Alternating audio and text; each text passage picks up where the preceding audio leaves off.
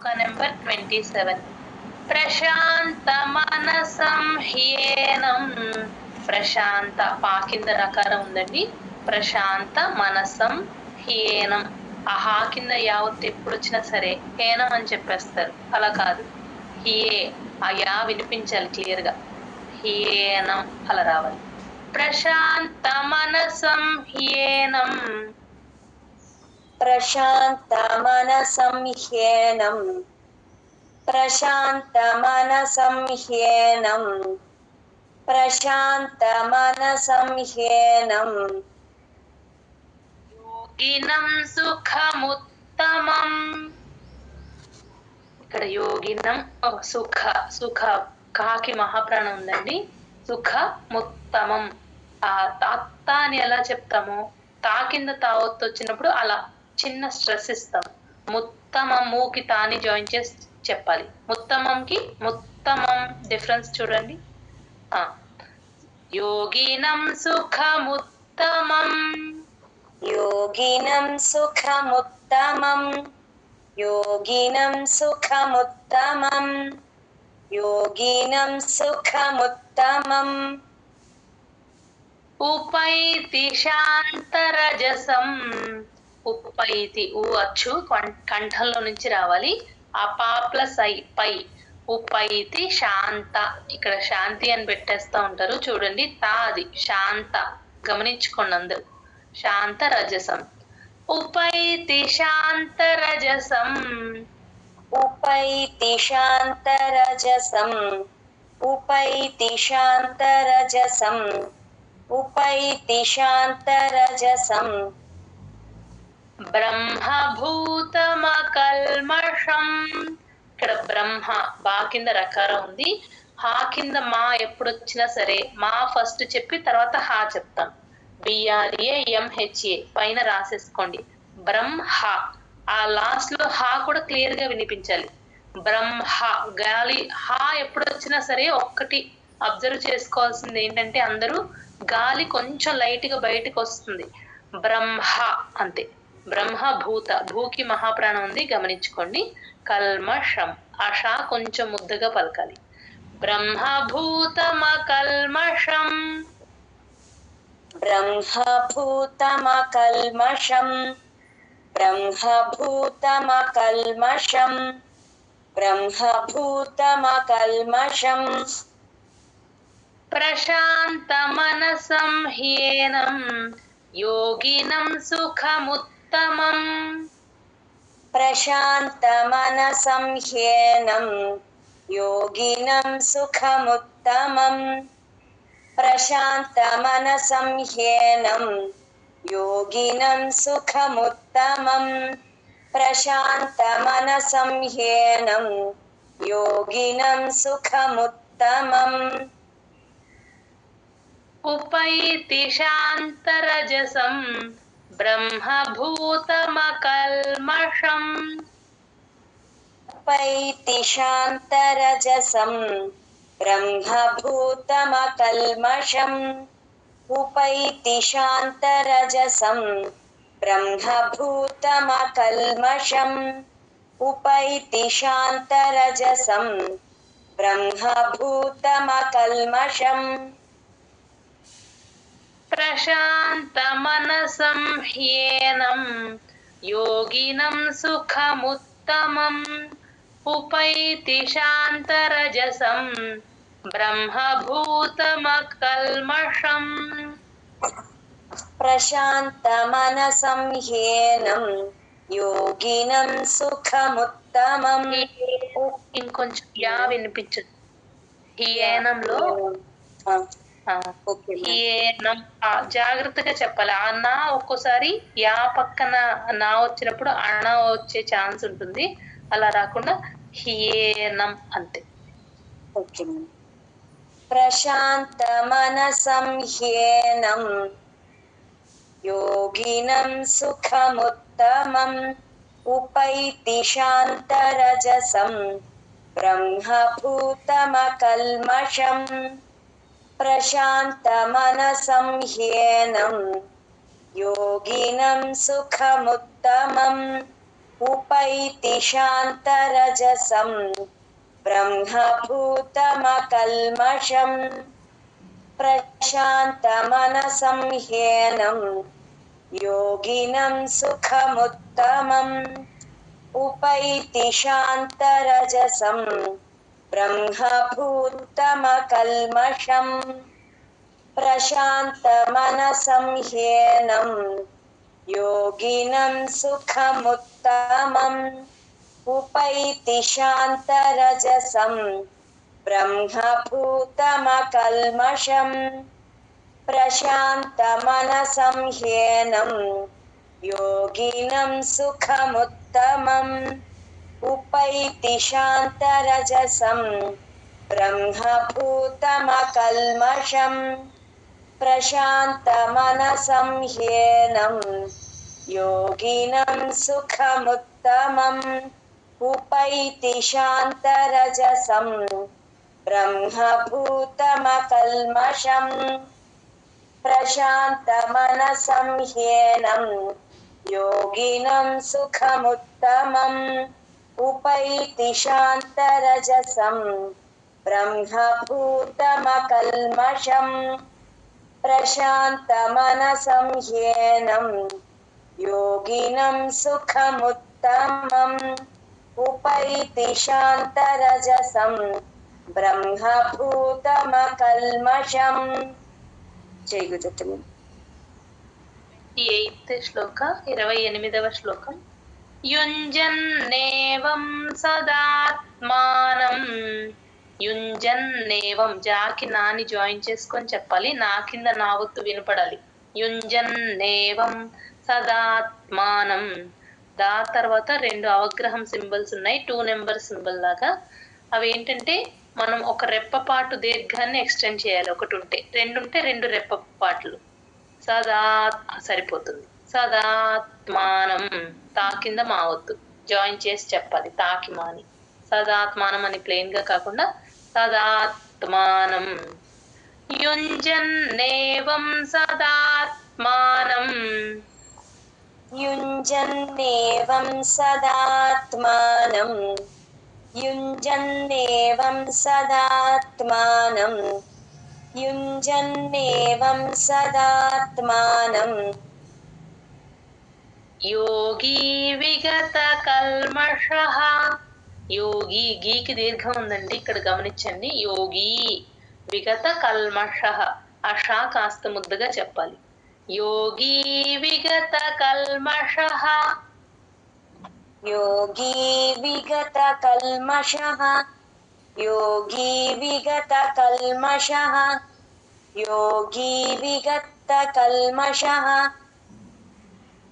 సుఖేన బ్రహ్మ సంస్పర్శం సుఖే కా ఒత్తు ఖా ఇది గమనించండి సుఖేన బ్రహ్మ బా కింద రకారం ఉంది సుఖేన నాకి బాని జాయిన్ చేసుకొని చెప్పాలి సుఖేన బ్రహ్మ ఈ బా కింద రకారం పా కింద రకారం ఎప్పుడు వచ్చినా సరే లిప్స్ లోపల వైపుకి క్లోజ్ చేస్తే కరెక్ట్ గా వినిపిస్తుంది బ్రహ్మ మా ఫస్ట్ చెప్పి తర్వాత హా చెప్తాం హా కింద మా ఒత్తు వచ్చినప్పుడు ఎప్పుడైనా సరే బ్రహ్మ హాతో ఎండ్ అవుతుందని గుర్తుపెట్టుకోండి పైన పెన్సిల్ తో రాసేసుకోండి BRAMHA బ్రహ్మ అని చెప్పి సంస్పర్శం సంస్పర్శం ఆ సా కింద పావొత్తు సంస్పర్ రాకి పొల్లు పెడతాం షా సంస్పర్శం అంతే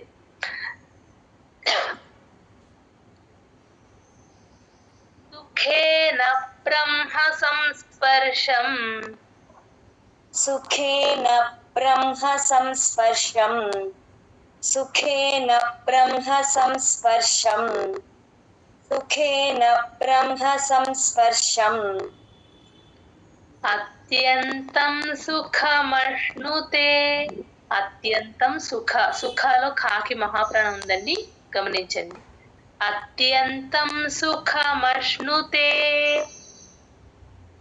अत्यन्तं सुखमश्नुते अत्यन्तं सुखमश्नुते अत्यन्तं सुखमश्नुते युञ्जन्नेवं सदात्मानं योगी विगतकल्मषः युञ्जन्नेवं सदात्मानं योगी विगतकल्मषः युञ्जन्नेवं सदात्मानं योगी विगतकल्मषः युञ्जन्नेवं सदात्मानं योगी विगतकल्मषः सुखेन ब्रह्म संस्पर्शम् अत्यन्तं सुखमश्नुते सुखेन ब्रह्म संस्पर्शम् अत्यन्तं सुखमश्नुते सुखेन ब्रह्म संस्पर्शम् अत्यन्तं सुखमश्नुते सुखेन ब्रह्म संस्पर्शम् अत्यन्तं सुखमश्नुते ఈ 28th శ్లోక 15th శ్లోక ఈ చాప్టర్ లో రెండు ఒకేలాగా ఉంటాయండి. యుంజన్నేవం సదాత్మానం ఫస్ట్ పాదం, 15th శ్లోక ఫస్ట్ పాదం సేమ్ ఉంటుంది. మెమరైజ్ చేసినప్పుడు అందరూ కొంచెం గమనించుకోండి. అప్పుడు ఎలా గుర్తుపెట్టుకోవాలంటే ఆ పైన శ్లోకాన్ని గుర్తుపెట్టుకోవాలి. 14th శ్లోక తర్వాత 15th ఏమొస్తుందని గుర్తుపెట్టుకోవాలి. ఇక్కడ కూడా అంతే, 28th సేమ్ ఫస్ట్ పాద 15th లోకి వెళ్ళిపోతూ ఉంటారు. అలా కాకుండా పైన శ్లోకం కొంచెం బైహార్ట్ చేసేటప్పుడు జాగ్రత్తగా గమనించుకుంటూ చేయాలి. ఇక్కడ నుంచి ఈ 28th నుంచి కొంచెం ఈ శ్లోకాస్ అన్ని కూడా 32 వరకు కొంచెం జాగ్రత్తగా బైహార్ట్ చేయాలి చేసినప్పుడు. యుంజన్నేవం సదాత్మానం యోగి విగతకల్మషః సుఖేన బ్రహ్మ సంస్పర్శం అత్యంతం సుఖమశ్నుతే युञ्जन्नेवं सदात्मानं योगी विगतकल्मषः सुखेन ब्रह्म संस्पर्शम् अत्यन्तं सुखमश्नुते युञ्जन्नेवं सदात्मानं योगी विगतकल्मषः सुखेन ब्रह्म संस्पर्शम् अत्यन्तं सुखमश्नुते युञ्जन्नेवं सदात्मानं योगी विगतकल्मषः सुखेन ब्रह्म संस्पर्शम् अत्यन्तं सुखमश्नुते युञ्जन्नेवं सदात्मानं योगी विगतकल्मषः सुखेन ब्रह्म संस्पर्शम् अत्यन्तं सुखमश्नुते युञ्जन्नेवं सदात्मानं योगी विगतकल्मषः सुखेन ब्रह्म संस्पर्शम् अत्यन्तं सुखमश्नुते युञ्जन्नेवं सदात्मानं योगी विगतकल्मषः सुखेन ब्रह्म संस्पर्शम् अत्यन्तं सुखमश्नुते युञ्जन्नेवं सदात्मानं योगी विगतकल्मषः सुखेन ब्रह्म संस्पर्शम् अत्यन्तं सुखमश्नुते. 29th శ్లోక సర్వభూతస్థమాత్మానం. ఇక్కడ చూడండి, ఇక్కడ ఈ శ్లోకం కొంచెం మహాప్రాణాలు ఎక్కువ ఉంటాయి. ఫస్ట్ పాదం కొంచెం జాగ్రత్తగా గమనించుకొని చెప్పాలి. భూతస్థ సా కింద ఒత్తుథ, భాకి మామూలు మహాప్రాణం. మాత్మానం, మాకి తాని జాయిన్ చేసి మాత్మానం. సర్వభూతస్థమాత్మానం सर्वभूतस्थमात्मानं सर्वभूतस्थमात्मानं सर्वभूत मैम ఓకే చెప్పండి. सर्वभूतस्थमात्मानं సర్వభూతాని చాత్మని. భూకి మహాప్రాణం ఉంది, గమనించండి. భూతాని అంతే, కట్ చేయాలి అక్కడ. చాత్మని, చాకి తాని జాయిన్ చేసుకొని చాత్మని అంతే. సర్వభూతాని చాత్మని సర్వభూతాని చాత్మని సర్వభూతాని చాత్మని సర్వభూతాని చాత్మని ఈక్షతే యోగయుక్తాత్మా. ఈ అచ్చండి కంఠంలో నుంచి రావాలి. ఆ ఈకి కాని జాయిన్ చేసుకొని చెప్పాలి. క్ష అనేది సంయుక్తాక్షరం కాబట్టి కా ప్లస్ షా రెండు కలిపితేనే క్ష అవుతుంది. అందుకని ఈక్ ఈక్ అని చెప్పేసి జాయిన్ చేసుకోండి. ఈకి కాని ఈక్షతే అని ప్లేన్ గా కాకుండా ఈక్షతే ఎక్కడ క్ష వచ్చినా సరే ముందక్షరానికి జాయిన్ చేసుకొని చెప్పడం నేర్చుకోండి. ఈక్షతే యోగయుక్తాత్మా కా కింద తావుతూ యుక్తాత్మా. ఈక్షతే యోగయుక్తాత్మా ఈక్షతే యోగయుక్తాత్మా ఈక్షతే యోగయుక్తాత్మా ఈక్షతే యోగయుక్తాత్మా సర్వత్ర సమదర్శనః. సర్వత్ర ఆ తా కింద రావతుందండి. వాకి తాని జాయిన్ చేసి చెప్పాలి. సర్వత్ర సర్వత్ర అని ప్లేన్ గా కాకుండా సర్వత్ర సా ప్లేన్ సానే సమదర్శనః. ఇక్కడ కూడా దర్శనాలు ఆ షా పక్కన వచ్చేనా యూజువల్ గా మనకు తెలియకుండానే అది అణా సౌండ్ వచ్చేస్తూ ఉంటుంది. గమనించుకోండి, ఒకసారి రికార్డింగ్ చేసుకోండి అందరూ కూడా. సర్వత్ర సమదర్శనః సర్వత్ర సమదర్శనః సర్వత్ర సమదర్శనః సర్వత్ర సమదర్శనః సర్వభూతస్థమాత్మానం సర్వభూతాని చాత్మని సర్వభూతస్థమాత్మానం సర్వభూతాని చాత్మని సర్వభూతస్థమాత్మానం సర్వభూతాని చాత్మని సర్వభూతస్థమాత్మానం సర్వభూతాని చాత్మని ఈక్షతే యోగయుక్తాత్మా సర్వత్ర సమదర్శనః ఈక్షతే యోగయుక్తాత్మా సర్వత్ర సమదర్శనః ఈక్షతే యోగయుక్తాత్మా సర్వత్ర సమదర్శనః ఈక్షతే యోగయుక్తాత్మా సర్వత్ర సమదర్శనః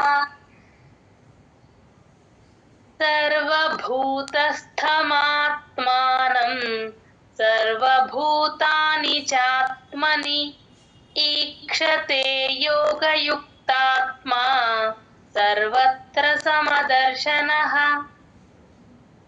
సర్వభూతస్థమాత్మానం సర్వభూతాని చాత్మని ఈక్షతే యోగయుక్తాత్మా సర్వత్ర సమదర్శనః సర్వభూతస్థమాత్మానం సర్వభూతాని చాత్మని ఈక్షతే యోగయుక్తాత్మా సర్వత్ర సమదర్శనః సర్వభూతస్థమాత్మానం సర్వభూతాని చాత్మని ఈక్షతే యోగయుక్తాత్మా సర్వత్ర సమదర్శనః సర్వభూతస్థమాత్మానం సర్వభూతాని చాత్మని ఈక్షతే యోగయుక్తాత్మా సర్వత్ర సమదర్శనః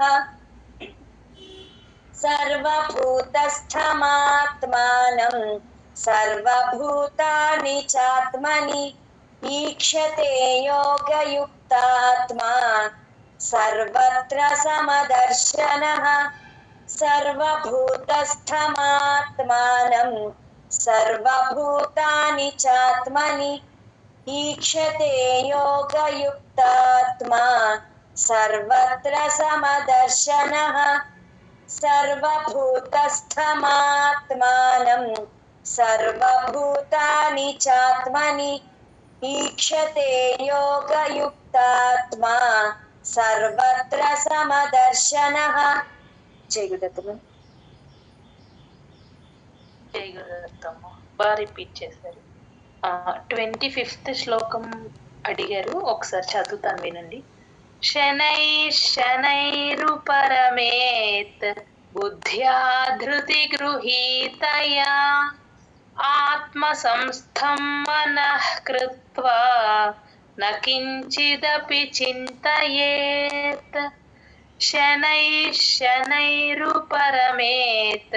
బుద్ధ్యా ధృతి గృహీతయా ఆత్మ సంస్థం మనః కృత్వా న కించిదపి చింతయేత్. జై గురుదత్త.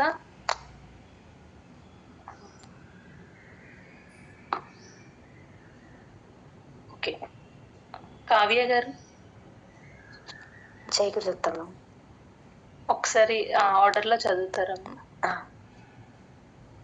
సుఖమాత్యంతికం యత్తత్ బుద్ధిగ్రాహ్యమతీంద్రియం వేత్తి యత్ర న చైవాయం స్థితశ్చలతి తత్వతః యం లబ్ధ్వా చాపరం లాభం మన్యతే నాధికం తతః యస్మిన్ స్థితో న దుఃఖేన గురుణాపి విచాల్యతే తం విద్యాద్ దుఃఖ సంయోగం